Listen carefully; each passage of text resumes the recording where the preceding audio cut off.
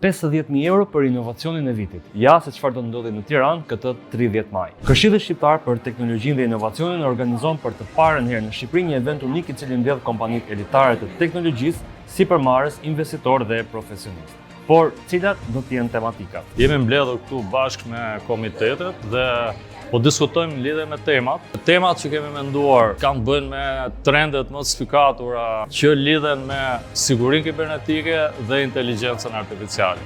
Dhe me mënyrën se si këto kompani e shikojnë botën për 10 vitet e ardhshme.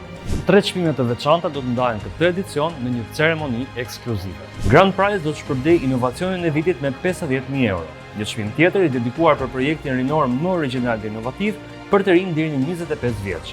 Dhe Cyber Drill Prize që shkon për fituesin e sfidës kibernetike. Më në fund kemi një event të gjithëpërfshirës të sfidat e sigurisë kibernetike. Për këtë event kemi përgatitur një Cyber Challenge unik, i cili përmban një platformë për Cyber Drill me teknologji Zero Trust, i cili në përbërjen e tij ka një platformë e ngjashme me Flight Simulator, por në teknologjitë inovative për sigurinë kibernetike.